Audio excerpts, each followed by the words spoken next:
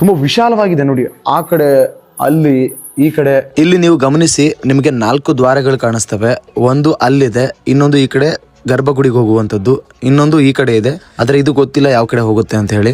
ಇದನ್ನ ಮುಚ್ಚಿದ್ದಾರೆ ಮೀನ್ಸ್ ಮಣ್ಣಿಂದ ಮುಚ್ಕೊಂಡು ಹೋಗಿದೆ ಅನ್ಸುತ್ತೆ ನೋಡಿ. ಅಪ್ಪ, ಎಲ್ಲೇ ನೋಡಿ ಬಾವುಲ್ಗಳೇ ಕಾಣ್ತಾವೆ. ನಾನು ಹುಡುಕಾಡಿದಾಗ ಈ ದೇವಾಲಯದ ಬಗ್ಗೆ ನನಗೆ ಒಂದಿಷ್ಟು ಮಾಹಿತಿ ಸಿಕ್ಕಿದೆ. ಆ ಮಾಹಿತಿಯನ್ನು ನಾನು ನಿಮ್ಮ ಹತ್ರ ಹಂಚ್ಕೊಳ್ತೀನಿ ಈಗ. ಈ ಹಿಂದೆ ನಾನು ನಿಮಗೆ ಹೇಳಿದ ಹಾಗೆ ಇದು 12ನೇ ಶತಮಾನದ ಅಥವಾ ಅದರ ಆಸುಪಾಸಿನ ದೇವಾಲಯ ಅಂತ ಹೇಳಬಹುದು. ಕಲ್ಯಾಣಿ ಚಾಲುಕ್ಯರ ಸಂದರ್ಭದಲ್ಲಿ ನಿರ್ಮಿತವಾದಂತಹ ದೇವಾಲಯ ಇದು. ಈ ತರ ಸುಮಾರು ಕಂಬಗಳಿದಾವೆ. 1, 2, 3, 4, 5, 6, 7, 8, 9, 10, 11, 12, 13, 14, 15, 16. ಸೊ ಸುಮಾರಿದೆ. ಇಲ್ಲೊಂದಿದೆ ನೋಡಿ 17.